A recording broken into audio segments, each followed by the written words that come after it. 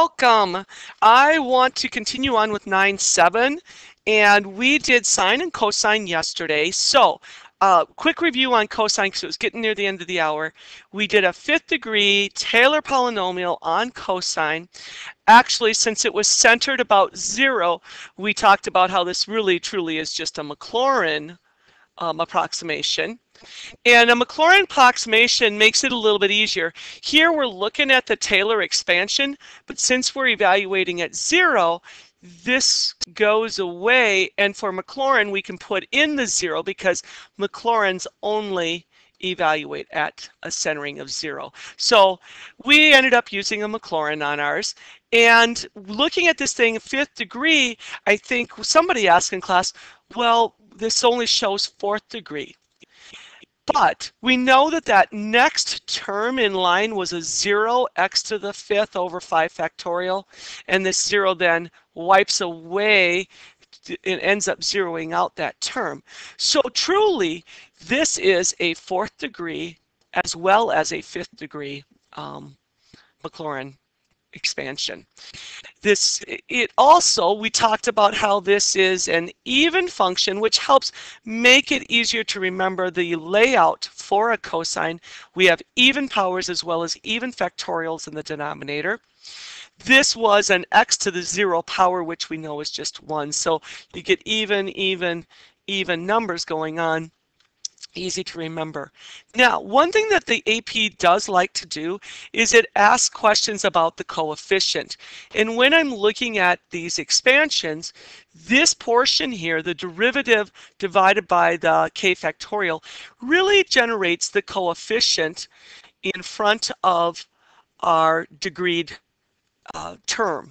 So when I look at this, I know I have a 1 over 4 factorial, which I think is 1 over 24, x to the 4th. This would be my coefficient. Could I find the value of the derivative on this?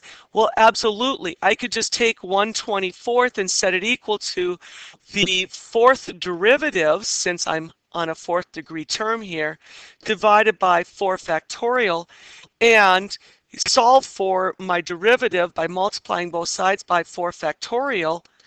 Well, obviously, we can see that the derivative would have been a 1. So there are ways for the AP to structure questions and ask you about, well, what was that derivative? And they just give you a layout like this, the Taylor expansion, and then say, well, what was the derivative? And we know how that derivative and factorial created the coefficient, so just work backwards. Okay, let's move forward. I want to complete e to the x today as well as natural log x so that you can complete all the rest of that homework.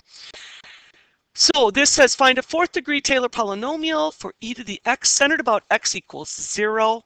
And what I'm seeing here is this would have been x minus 0 to the kth power, but we don't need to write it. So we're looking at the Maclaurin expansion here. E to the x, we need to take its derivatives. Well, the 0th derivative is the original function. It's e to the x. And easy peasy, love e to the x, it has the same derivative over and over and over, which will make evaluating this derivative at 0 quite easily as well. These would all turn out to be 1s, correct? So now let's write out our polynomial.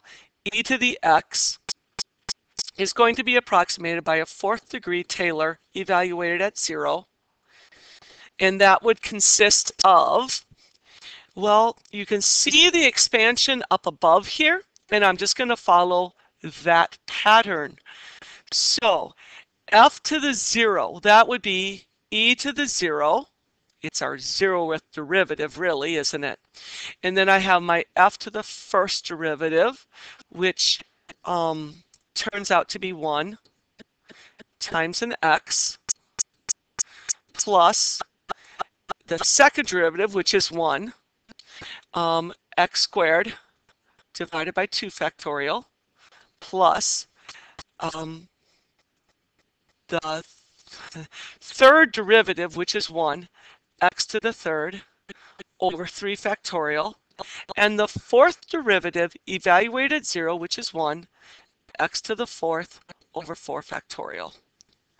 So this e to the x is going to be approximated, and it'll look like a 1 plus an x squared over 2 factorial plus an x to the third over 3 factorial plus an x to the fourth over 4 factorial.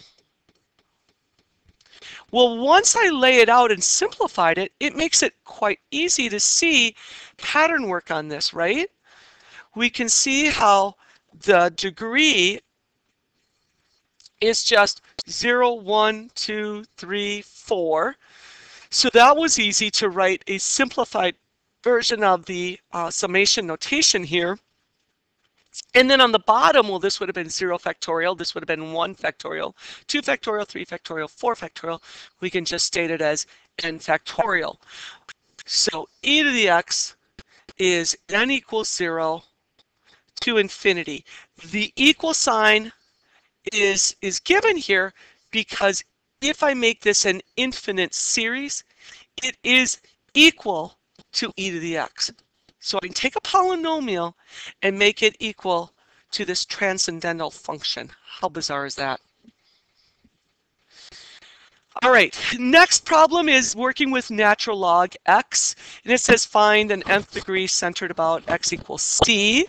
And our c, this is problem number 29 out of our textbook. This c is equal to 1. So they want us to center at 1 this time. We've been centering at 0 all along. So now we truly will have to follow a Taylor's layout where we have x minus c going on, or x minus 1 in our case here. Why am I centering at 1 and not at 0? Well, if I centered at 0, that would say I need to be able to calculate natural log of 0. Well, we all know that 0 is not in the domain for natural log.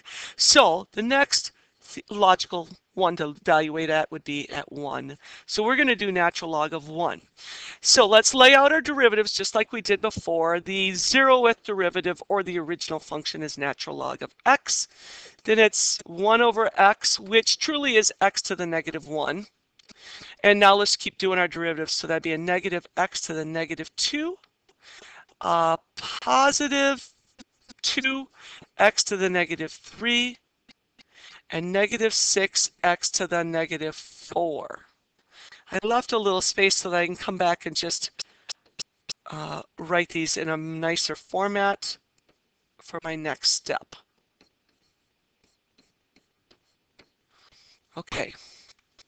Next step is, as I go through my Taylor expansion here, I'm going to be evaluating at c being 1. So my kth derivative needs to be evaluated at 1. Thus, I have 1's put in here for our evaluation.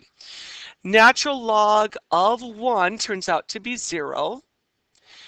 The first derivative evaluated at 1 would be 1 over 1, which is 1. The second derivative would be negative 1 over 1. That's negative. The third derivative would be 2 over 1 cubed, looking over here. That's going to be a 2. And then negative 6 over 1 to the fourth, which would be negative 6. So we have our derivatives all solved. This should be pretty easy now to put together. I'm going to use some space here. So we want to evaluate natural log x. We are using an approximation of 4th degree Taylor's. And I'm going to lay it out like that, the long method. So I'm going to look at the 0th derivative evaluated at 1, and it'll be an x minus 1 to the 0 power over 0 factorial. What I did was just followed this notation. Plus, now I'm letting k step up to 1. So I need the first derivative evaluated at 1, x minus 1, x minus c, right, to the first degree over 1 factorial, plus the second derivative evaluated at 1, x minus 1 to the second degree over 2 factorial, plus the third derivative evaluated at 1, divided by 3 factorial, there's that coefficient work, x minus 1 to the third power, plus fourth derivative evaluated at 1 divided by 4 factorial, that creates the coefficient, x minus 1 to the fourth degree. Now, let's just lay in all the stuff we know. We did a lot of pre-work, so this should make it pretty easy. 0th derivative evaluated at 1 was 0. Okay, that's going to zero everything else out there. The first derivative was a 1 over 1 factorial and x minus 1 to the first power. Plus, second derivative was a negative 1 over 2 factorial x minus 1 squared. Plus, third derivative is a 2 divided by 3 factorial x minus 1 to the third power. Fourth derivative was negative 6 over 4 factorial x minus 1 to the fourth power. And now I think I need to keep going because I don't see too much pattern work here yet. So I'm going to keep simplifying. Zero's out of there. This is 1, so I get x minus 1 to the first plus negative 1/2 x minus 1 to the second. And I'm going to expand these factorials. Whoops, not 6 factorial though. That'll be a 6. That reduces to 1/3. I'll do that on my next step. Minus 6 over 24 x minus 1 to the fourth. I think I see some pattern developing here. So x minus 1 to the first minus 1/2 x minus 1 to the second plus 1/3 x minus 1 to the 3 minus 1/4 x minus 1 to the fourth power. Ooh, this is pretty nice. E to the x as approximated by the fourth degree Taylors. There is a pattern for this. I think I can lay out natural log of x is equal to the summation of n equals, it looks like I want to start with 1 to infinity. And it is an alternating sequence, right? We got plus, minus, plus, minus. So it's an alternating sequence starting with a positive. If my n is 1, I might want to go n minus 1 on this. That would get me to 0. That would create a positive. Then my x minus 1 to the n power, because it goes 1, 2, 3, 4, over my coefficient portion here. This is over 1, so 1, 2, 3, 4. So that would just be n. I think we got it. That would be the rule of the series. All right, well, that is natural log. It's not too hard of one to memorize. It looks pretty easy. X minus 1 to the first minus x minus 1 to the second over a 2 plus x minus 1 to the 3 over a 3 minus x minus 1 to the fourth over a 4. It's easy to remember this is centered at 1 because 0 is not in the domain of natural log. Alrighty, that takes you to the homework. I'm asking you to skip 13 and 15. So go ahead and finish up that homework. I think you had a lot of it done yesterday or assigned yesterday. So what I would like to do, because I know you'll have some time today, don't want to overload you, but there is a worksheet that follows. And I will put it in WebAssign or in Schoology, which ones of those I want you to try and expand as well. All right, you guys have a great day. Hope to see you soon.